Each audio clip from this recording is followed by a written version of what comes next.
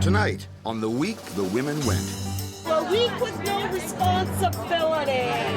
The ladies hit the road, leaving their men to go it alone. Let's get a bedtime snack. And though the kids aren't missing Mom yet, So what are you doing when your mom's gone for a week, Melanie? What am I not doing? Yeah. the moms are already missing the kids. A week is a long time. I'm a big baby. Take one prairie town. Take out all the women. And leave the men to manage without them. No! How will they cope? You'll find out on The Week the Women Went.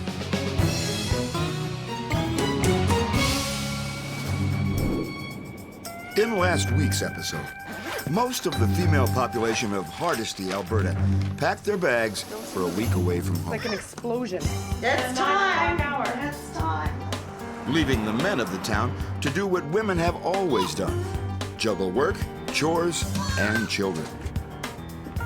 The women are thrilled for the precious time off. I just want to go away.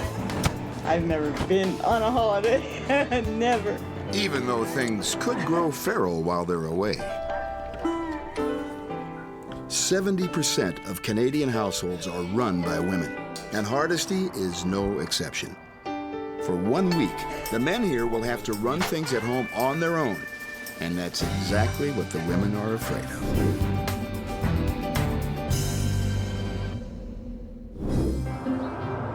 As the women embark on the 6-hour drive to Canmore, near Banff National Park, the first all-male task is already spelling out failure. It was town manager Tony Kulbiski's job to put up a farewell message to the women, and he's left it to the last minute. I'm trying to spell words here real quickly so we can get this done. Now he has less than 30 seconds before the buses pass on by. Looks like Tony might fumble the first task on the men's list. Let's just hope it's not a sign of things to come.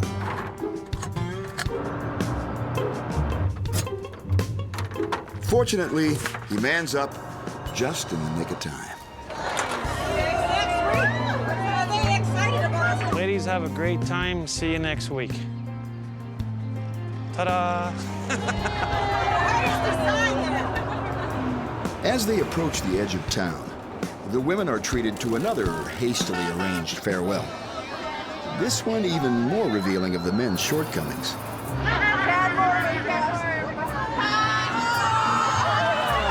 But for the pranksters, it was the perfect send-off. We came up with a plan of what would make them not stop. A couple of guys naked on a highway with a sign. Oh, that's completely dressed. You're the one that was nude. Yeah, right. The anxiety seems to lessen with every kilometer. Wish it were so for Julie Pastor. She's feeling worse. You're guilty, I guess. And who can blame her? After all, she's leaving her eldest son, Keaton, in the care of her ex-husband, Sam, one of the semi-naked men the women just passed on the highway. The couple split when Keaton was a child. Since then, Sam hasn't spent all that much time with his son. Don't hang yourself. Julie hopes they'll have healthy father-son time. But in Sam's world, Nice hit. teeing off is just another reason to socialize. I enjoy beer. I like beer. And it just goes hand in hand with everything we're doing. Golfing, you drink. Camping, you drink. Curling, you drink. There's times I don't. Just not this week. In Hardesty, Sam is well known as a party-hardy kind of guy. His credentials as a good parent, however, are open for debate. He's a good friend, like very faithful friend to people. Like as long as too much alcohol doesn't get in the way. Like if you needed him to do something, if you really needed to, and you reminded him quite a few times, he would be there for them. But I don't get hammered every day. Get drunk, but I don't get so much. Just kidding. Make no mistake, though, Sam and his buddies aren't the only ones celebrating this week. A lot of women that are letting you finally, after how many years of I'm always with my kids. It's fun to have a few drinks and get to the kind of giggly stage and let loose with girls. I haven't done that really since, well, before my kids, so 5 years. I know that I need a break. There you go, gals. Here's to us. To a week with no responsibility.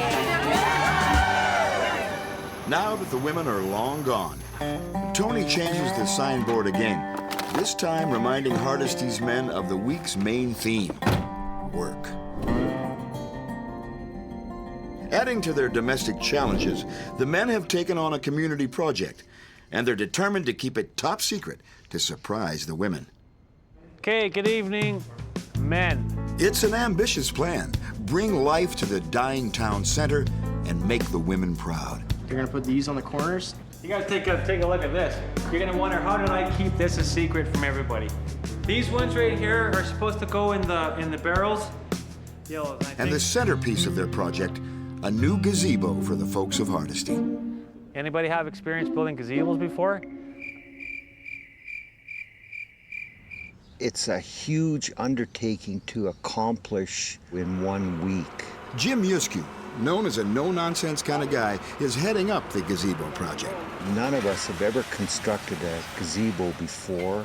We're not carpenters. It's huge. Jim's an oil patch crane operator who has worked all over the world, including Madagascar, where he met his wife, Zortine. That's her on the bus. My lover, my best friend, and treat me right. That's his. Soon after returning to Hardesty, Jim was seriously injured in a workplace accident. I lost my 3 fingers. I was born with a match set. I had the tendons and nerves torn out of my elbow and up into my shoulder. My doctor described my ability to continue as using my resilience. And if I ever lost my resilience, then I'd have nothing. It's all about attitude. Well, heading the gazebo project, Jim will need a good attitude and lots of resilience because supplies are already late. Jeez. We gotta get the rebar. Contractors aren't answering Jim's calls. And as for manpower, was it a woman who said good help is hard to come by? I'm the inspector on this job. Well, that's a bit of a problem because that's what he told me he was. No, he's a supervisor. He supervises it. I come by to make sure it's all done right after it's finished. These guys don't even realize the project has started You guys make? without them. I would imagine sometime tomorrow they're gonna start something, and it's not gonna take very long, I don't think, once you get 100 guys working on a project. We could do any project in a week. With 100 guys, 150 guys, it'd be easy. Show us a project and we can do it. The men get their first taste of life without Mom. We'll play later, okay? Are you hungry? And the kids get their first taste of Dad's cuisine. Prairie oyster. Tastes like nuts.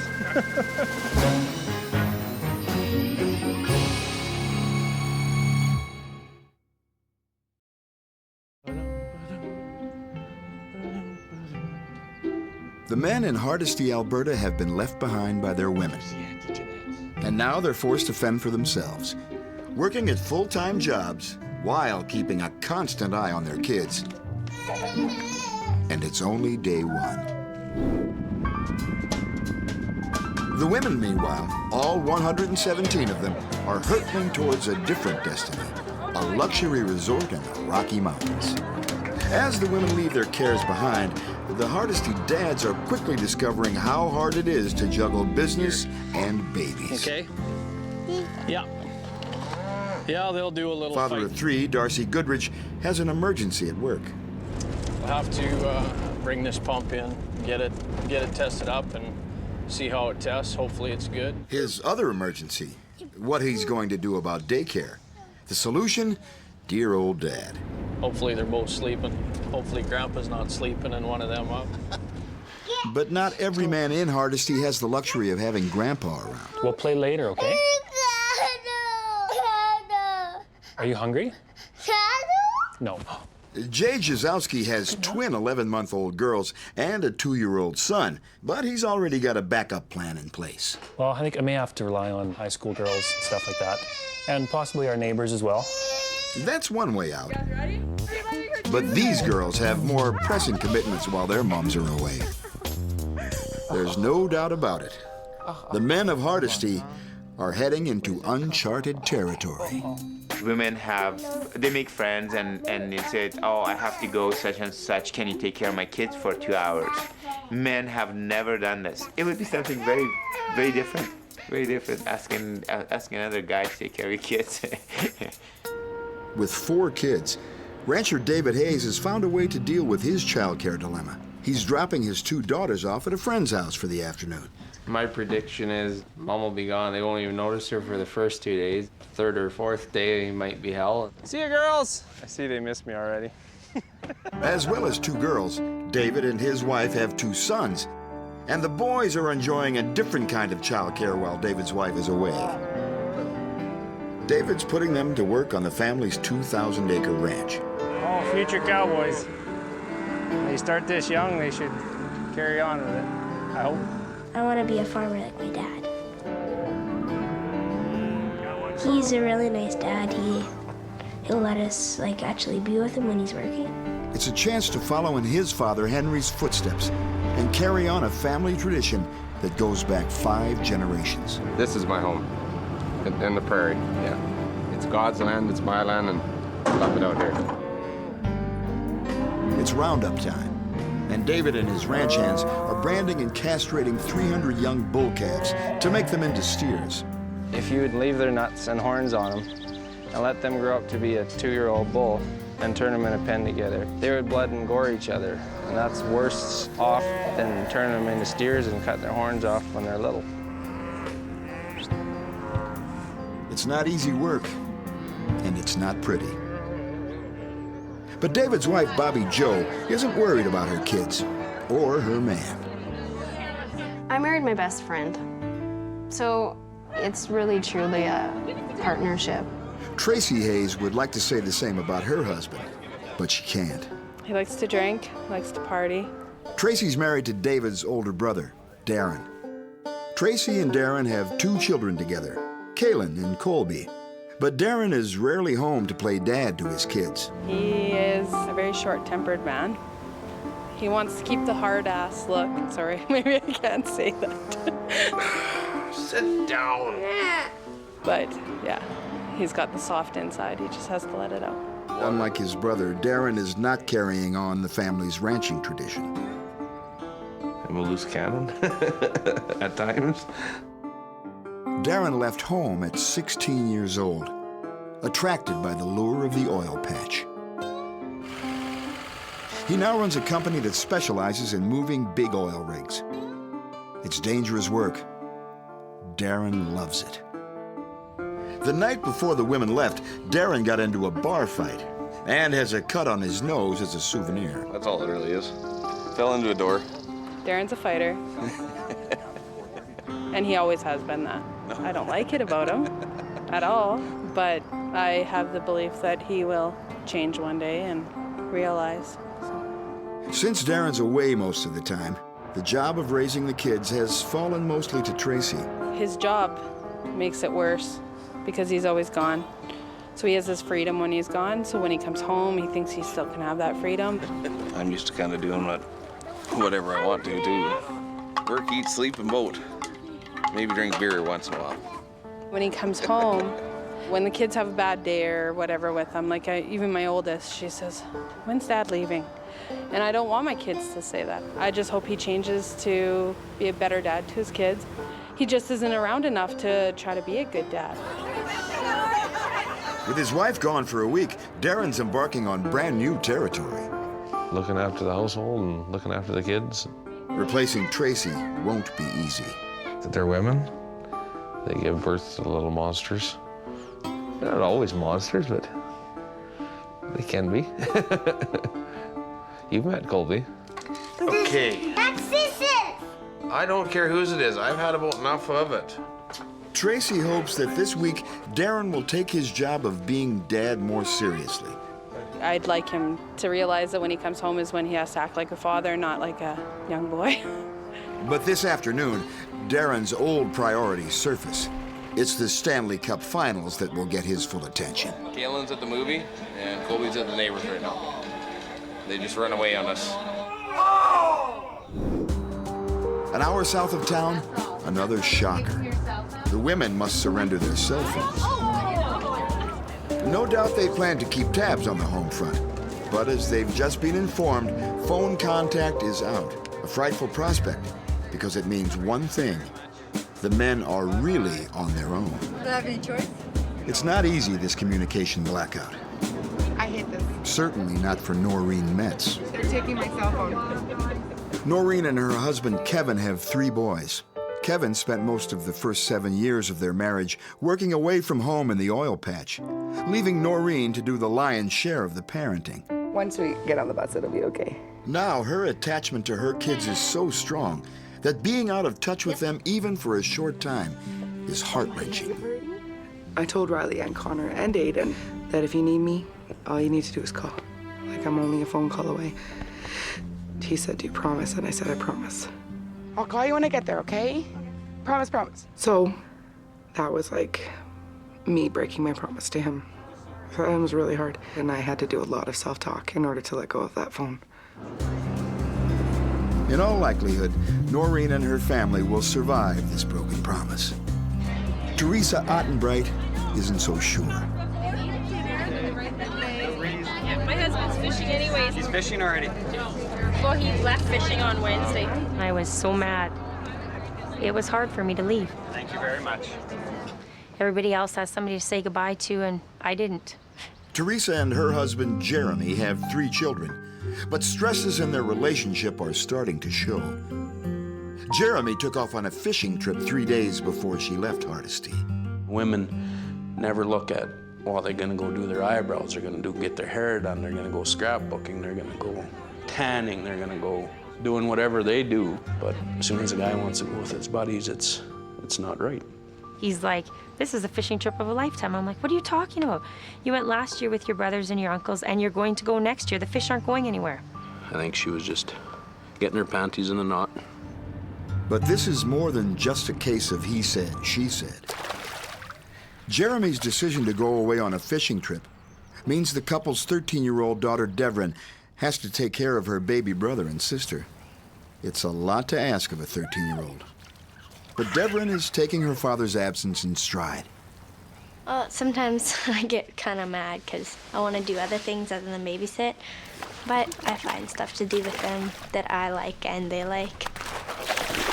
I was upset that morning, and then he left, and he's gone fishing, and by taking away the phone, it was like, ooh, now what?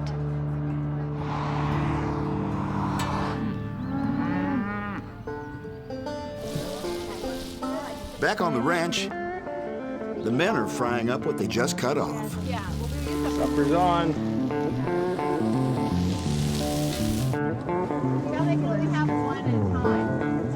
Where's a prairie oyster? It's all right. How is it? Tastes like nuts. Some boys lose more than just their mummies. I'm gonna leave for a week. Kids' heads get screwed up.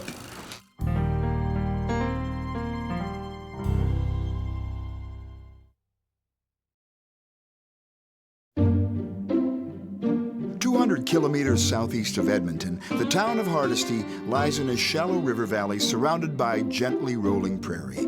Hardesty is the coolest looking town for the simple fact that it's in the middle of a valley and it's on a plateau of rocks. There's only 2 ways to get in and out of this town. There's the north side and there's the south side, and that's it. The women of Hardesty are taking the southern way out, leaving their men behind to cope with the daily demands of family life on their own. For most of the women, the trip to a Rocky Mountain resort holds the promise of a brief escape from the drudgery of day-to-day life. Am I gonna miss them? Yeah, probably, but it's only a week. I'm not worried about my kids at all. They'll be fine. Mairead Morrison has complete confidence in her ex-husband. I share custody with James, so I'm used to being away from them, so It's not a huge deal. The huge deal is going away with the other women. You got to be a little more careful when you got a whole community here watching what you're doing and saying. 31-year-old Mairead Morrison has 3 children. A couple of years ago, she had an affair which quickly became the talk of the town, ending her marriage to James. When James and I got divorced, I was labeled as we got divorced because of an affair. It wiped away 13 years of everything I've done. It just came across as I was this horror. I don't know. James is the popular brother of another woman on the bus, Julie Pastor. I knew that Mairead was cheating on James, and that made it just, that's it, I'm sorry. No respect for that. I couldn't be her friend. Julie and many other Hardesty women have never forgiven Mairead for what she did. They just, I don't know why, but they feel like I cheated on them maybe, I don't know. This week, Mairead hopes to rebuild these fractured friendships, but she's not holding her breath. I think people will stay with their friends and who they're comfortable with. Even though we know each other, we are in a small town, and I mean, we recognize and know each other, but we will still stick to who we're comfortable with. Givers! I think there will be a lot of niceness to the faces, but when they walk away, it'll be different. It's different than just, let's say, if Kathy and I went on a holiday. Kathy Belanger hasn't had a vacation in 21 years. She's a single mother of 4 and feels hard done by Hardesty, too. We've never lived in the big fancy house. We've kind of always lived on the other side of the tracks and never drove fancy cars. And I just think here that's a real status thing. I definitely think that there is a class system in Hardesty. Despite, you know, everyone is nice to everyone in this town, but, you know, there's the looks and there's, you know, the whispers that, you know, the lower class families always got. So automatically I was like, that kid's bad. That's a Belanger. My ex-husband was a drug addict, heavy drug addict. But I didn't stick around. And I wasn't gonna put my kids through that. She was always working 2 jobs or whatever just to support us. Yeah, there was many times where, you know, Justin needed those brand new skates because all the other boys had those brand new skates. I couldn't do it for him. But it took them to get a little bit older and to realize that I busted my ass to do what I could just to keep them somewhat on that same level as their friends. There's the wealthy people in town, and you can tell who that is with their big houses or whatever, but there's also still just regular everyday people that are just working their jobs just to support their family, like my mom. Kathy still dreams she's going to get out of Hardesty someday. But at the age of 43, she can see it slipping away. Now she worries that growing up on the wrong side of the tracks is a stigma her kids may never be able to shake off. Justin, I kind of worry about just because I hope he doesn't get stuck here in Hardesty. And I know that probably doesn't sound very nice, but I think there's nothing here. It's such a small place, and if you want to broaden any horizons, you have to leave Hardesty. Me and James, we have big plans of moving to California with each other and opening our own custom auto body, hopefully. It's the plan. Hardesty is home for now. I don't know, I find myself to be an artistic person, and it's hard to be artistic or anything in this town. Well, Hardesty, there's not many opportunities, so you can't be yourself when there's a set list of things to do and like pretty much who to be. I'm definitely leaving as soon as I graduate. The single mothers like Kathy are taking a big risk leaving their teenagers home alone. But Kelly Weatherly's kids are still too young for that. I don't think the kids will have a very, well, geez, I hope he packs a decent lunch. I really do. Fruit. Kelly's leaving her 2 boys in the care of her fiancé, Tyler, who is already leaving his own unique mark on the kids. You want to leave for a week? Kids' heads getting screwed up. I do the cooking, I do the cleaning. I do the laundry, I do the kids, I do the whatever. Actually, what is his role? He golfs. Tyler is 27, and I'm 39. Sweet. By dating a man many years her junior, Kelly is carrying on a family tradition. Her mother, Verge, married a much younger man. 2 of them, actually. I did marry 2 younger men. One was 10 years younger and one was 19 years younger. I've never asked Tyler to be a father figure. If he volunteered that, wonderful, because that shows a bonding. So it looks good, eh? But I don't demand it, I don't ask for it, You like it? Chicks take guys as mohawks. Kelly isn't worried about her guy fulfilling the father role. And neither is Leah Rogers. Todd's an awesome dad. His kids come before anything. But there's one role Leah sorely wishes Todd would take on.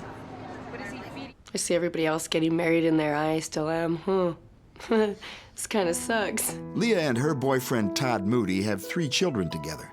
Leah's been trying for 10 years to convince Todd to marry her. And for 10 years, he's been giving her the same answer. No. It means I'm feeling pretty good about the way things go right now, and I don't want to change much.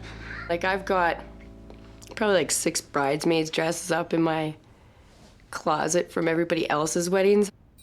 Leah's tried dropping every hint imaginable. She recently bought this wedding dress on eBay for 98 cents. I don't know, maybe someday he'll say, let's go, and I'll be like, okay, I'm ready. Todd's got all the usual excuses. I don't see marriage as a lot of people do see it, so I'm a little shy. My mom and dad were split up and divorced when I was pretty young, and hers too. Totally insecure, and that's probably one of the biggest reasons why I've been putting this off for so long. But now, Leah's absence has led to a sudden change of heart. I'm proposing to Leah on Saturday and marrying her Sunday. Leah doesn't know it. It's supposed to be a big surprise. Todd intends to pop the question the moment the women get back and get married the very next day. Hi. He's already lining up the help. Todd knows that pulling this off in just 7 days won't be easy. He needs the hardest working wedding planner in Hardesty. Unfortunately for Todd, this is not that man. You gotta be kidding me. He needs me to do the helping and this and that, and I'm going, well, okay. The whole thing just hit me like a ton of bricks. This is really happening. It won't be any big deal. Kind of super nervous now.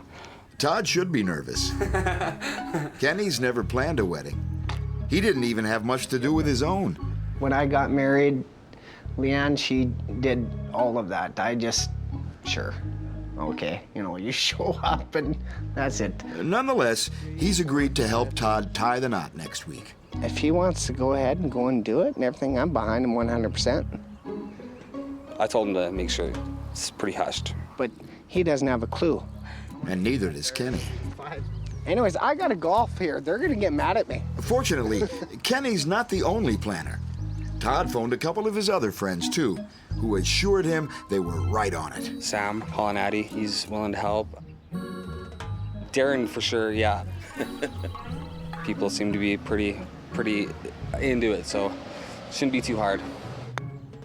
Oh, dear. Oh. The gazebo project quickly hits the skids.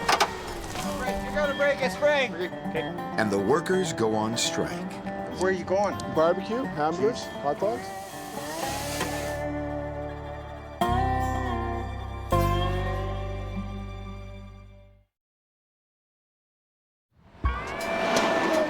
It's the biggest social experiment of its kind.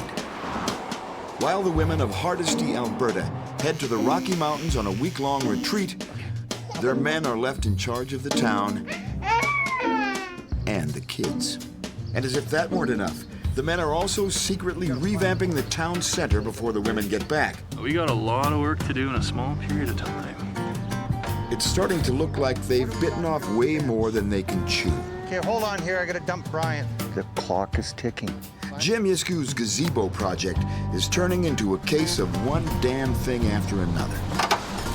But I hoped that we would have had our stakes in the ground and the forms set. That didn't happen. Oh, you gotta break a spring. Mishaps are slowing down the pace of work. Some of the workers clearly have other priorities.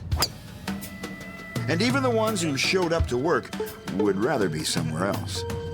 I'm going to meet you guys there, or what, Sorens? Where are you going? There's a big barbecue going on. Jim may be highly motivated. And we're probably 2 hours away from going to a barbecue. But he's no match for a man with beef on the brain. Barbecue, hamburgers, hot dogs? Beer. Well, we're kind of on a schedule Dancing right girls? now. In my experience, we go hard on the front end, relax on the back end. Unfortunately for Jim, his workers see it the other way around. The women are out of town, so there's a bit of a party atmosphere. All over town, the men of Hardesty are celebrating their independence with burgers and beer. For rancher David Hayes, getting together with the guys is the reward for a hard day's work. We branded 650 head today. Right now, as we speak, they're frying up about 600 nuts. I've ate a lot of stuff, rattlesnake and shark and everything else. There's no way in hell I'm eating those. You haven't even tried them? Dude. They taste like a chunk of meat. Whatever, man. With so many backyard barbecues fired up, Hardesty could be facing the unthinkable. My stock got a little low, and so I thought I'd better run and replenish it. John Pioker and his wife, Mary Ann, own and operate the town liquor store. He's not used to running the business on his own. Well, she spends more time in the store than I do. The thirst of the men in Hardesty is big. We found that out. And now, with record-breaking sales, he's scrambling just to keep up with the demand. I've been pretty busy. I could have used her today. But Mary Ann is long gone. Mary Ann isn't much for consuming alcohol, but she likes the odd cooler. My husband will never believe that's me. But the mums and dads aren't the only ones unwinding. Hardesty's teenagers are partying too. Drinking and drugs, I like to be naive and not admit it, because I'm gonna have teens coming up in this town pretty quick of my own. It is there. Maybe it's more visible because the population is so small. Everybody knows everybody. So if one of those teens had a beer tonight, everybody knows about it. But drinking isn't the only thing the kids are doing to relieve their boredom. Kids are kids these days, and with all the media and everything, sex is, it's pretty, it comes at an early age. What are you doing when your mom's gone for a week, Melanie? What am I not doing? Yeah, All the guys are all sexually active because there's nothing to do around here. It's everywhere, it's just kids. Am I a good cuddler, Dan? Yeah, and the last May long we cuddled in a bed all weekend long, and then I started dating my boyfriend. And if I would have tried something, they wouldn't have been dating. Nope, but he didn't because he's my cuddle buddy. Especially nowadays with everything, sex is just natural, really. Just be safe with it. Don't get nobody pregnant, and just make sure that it's good. I think we should teach them that there is a right time and a right place to have sex. There is nothing wrong with having sex. But at the age 12, 13, 14, it is not a necessity of life, and it should not be promoted. There are other things for teens to do in Hardesty besides having sex. But that doesn't necessarily mean they're not thinking about it. I've had a couple girlfriends. Not actually too many, but I've had a couple. No, we're not sexually active. No, not yet, anyways. I bet my last dollar that Cody is definitely not into sex, no. He's just too shy of a kid to get into sex. He doesn't concentrate on school, so he must be thinking about something else, but he's just not into that. It's disgusting. There is way too many kids around this area having sex and flaunting their bodies, and like I do find that a lot of kids are having sex because they think that that's what they should be doing, which is disgusting. It's a big NO on the boyfriends for all of us, actually. Yeah, that's okay. We're not like those girls who like need to have a boyfriend or are obsessed with it. I need a boy. So I think that we're all actually happier that we're not obsessing over guys. I am sexually active, and when I did have sex the first time, I thought it was because I wanted to, but as bad as it was, the first time that I had sex, it was because it was the in thing to do. And I have a feeling that that's the way it is with a lot of my friends. Boys are a waste of time. Oh, she said that with a snarl, too. These girls might be playing it cool, but for the rest of the Hardesty teens, a week without their watchful moms means a huge challenge for the dads. Life without mom is a bumpy ride for the babies. And when the going gets tough, the tough play poker. This is Big Daddy Cohen. Is my good buddy there and ready to play cards? Coming through loud and clear.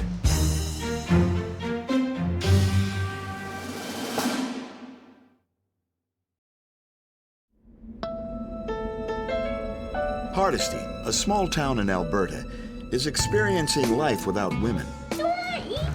You don't like those? Did you have any homework? For 1 week, the men will take on the never-ending challenges of balancing work, childcare, and chores. But the Hardesty men aren't going to let a little cleaning wear them down.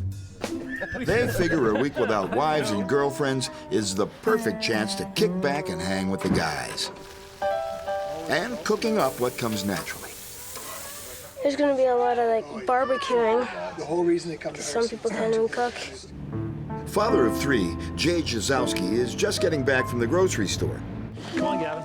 In addition to a toddler, Jay and his wife Nicole have twins. For the next 7 days, Jay is Hardesty's busiest man. Come on, Gavin. We're going inside. In less than an hour, some buddies will be arriving. You guessed it, for a barbecue. And Jay's quickly getting the taste of what it means to juggle kids and party planning. It's 3:45, and my schedule's completely off today. Gavin didn't have a nap at all, but at this point, no naps. I don't think he's gonna have a nap today. Jay's also learned the hard way what happens when you take your eyes off a wobbly baby, even for a second. I'm not sure exactly what happened. They were playing under the table and fell forward and knocked her forehead on one of the chair legs. So. But now she's got an ugly bruise. Yeah. I think it'll go well. Like, I don't think, I think the safety of the kids will be fine. I think they'll still function. Kids will be fed and it'll be fine. Jay and his friends are convinced that banding together, cooking and sharing childcare is male efficiency at its best. The group includes oil patch worker Sean Gatesman and local MLA Doug Griffiths, both of whom are married with 1 child. For now, things are running smoothly, and Sean thinks he's found paradise. Nothing but guys. You know, there's a chance maybe we'll get to play some poker. You know what? Hey, wake me up, pinch me, I'm dreaming here. I think the women, I don't think it's possible for them to be having as much fun as we're having here. Cheers! I think we've got the market on fun right now. And if they are having more fun, I don't believe it. With supper wrapped up, the men decide to head across the street to Doug's for a game of poker. Jay wants to go too, so he decides to leave his sleeping kids alone in the house. But not before improvising a clever way to keep an ear out for them in case they cry. This is Big Daddy Cohen. Is my good buddy there and ready to play cards? Coming through loud and clear. A set of walkie-talkies becomes an ad hoc baby monitor. The only trouble is how to keep the transmitter open. I'm gonna use this to hold the button down. Doug, do you hear me? The clamp isn't cutting it, but the men aren't giving up just yet. Not when there's a poker game at stake. It was Doug's idea. I'm not sure if he's done it before, or I think it's holding. We'll see. I don't know how long the batteries last. So we're just gonna leave a walkie over here, and if they scream, well, we'll hear them. So, problem solved. At Doug Griffith's house, they're free and clear to play cards. You're so tired. For now. Doug is the region's MLA. He and his wife, Sue, recently had their first child. Doug's never had to take care of Austin on his own. He is, however, the only man in the group who actually knows how to play poker. Okay, now Doug, you have to deal and you have to teach. But Austin has designs on his daddy's attention, too. And the men quickly discover what many mums already know. Toddlers tend to hold all the aces. All right, everybody, welcome to Canmore. After a long day on the road, the women, all 117 of them, are finally pulling into their resort. They're tired, God, I can't wait to get to bed. but feeling no pain. Who's in the bag? Hold on, wait. For 7 days, this will be their home away from home. For many of the women, this marks the first time they've ever been so far away from their families for so long. Despite the distance, Hardesty isn't far from their hearts and minds. But who knows, with all the distractions the resort offers, maybe the women will find out their men can get along just fine without them. Or not. In Hardesty, it seems that hosting a poker party was a bad bet. The poker game so far is going pretty not good. Austin is a little bit fussy. I know. So Doug is having a little bit of trouble putting her to bed tonight. Brian has to work tomorrow, so he left a little early. Let's go check it on the other one. As the batteries give out on the makeshift baby monitor, the men give up on their poker game. So hopefully it gets started soon, though, because I'd like to learn how to play. Where'd everybody go? It's almost midnight, and the dads are still struggling to put their children to bed. I have your jammies here. Oh. Hey-o. No. Across town, Sam Hollinetti and several other fathers have figured out how to avoid having the kids throw a bedtime tantrum. Just don't put them to bed.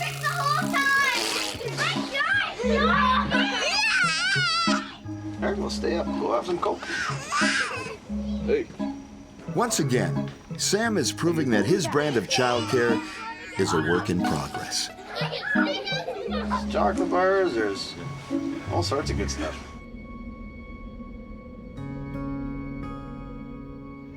The mothers are blissfully unawares. As they check into the hotel, they're surrounded by a level of luxury that many have never known in Hardesty. Holy cow, is this like a nice? Oh, this is very cool. I get the big bed. I might not leave. No, we'll never leave. Look at this. It's perfect. It's bigger than my house at home. Mine too. Holy. Now, if we were going to cook this week, it'd be a really great kitchen to cook. This morning, married mother of 3, Noreen Metz, bid a tearful farewell to her 3 children. Have you? It'll be good for the kids and Kevin. I'm not good at letting go. Maybe this is a good idea. Noreen's idea of happiness is of the old school variety. Home and family first. So for her, living the life of luxury is like putting a duck in a desert. It's a paid holiday, and it's wonderful and beautiful, and our rooms are perfect, but a week is a long time. Long time. Oh, wow. I'm a big baby. Sorry. I'm so done. Like all the other women, Noreen was forced to give up her cell phone. They took away her cell phone, but guess what? Uh-oh. The phone cord's the one thing her husband hoped she'd cut for the week. Kevin told me, you can't call all the time. I need this time with the boys, and they're going to be okay. But perhaps she doesn't really want to know what's going on at home while she's gone. Time for bed. Let's get a bedtime snack. It's the little things that I worry about. You know, it's the tucking in at night. Okay, that's enough, boys. We're done. I'm usually used to her coming in to saying goodnight, not Dad all the time, because Dad's always asleep before I am, because of work. Hey, enough with the socks. It's pretty fun, though.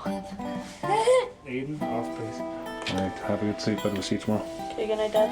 Good night, bye. It's awesome. It was hard-fought success, but we got her done anyways. But for Sam and the gang across town, it's still eyes wide open. Sam, where's Keaton? Yeah, he's across. He's asleep. Been asleep for several hours now. And for a while. Speechless. Just start apologizing now. Coming up on the week the women went. Wise man once told me I have to grow old, I don't have to grow up. They don't get to hang out just with Daddy. I don't even know if he's had them a whole day. Outside. Okay, no splashing, no more squirting those frogs anywhere but in the tub. It's been 2 days and I feel like I'm on Survivor. Like I'm losing weight and everything.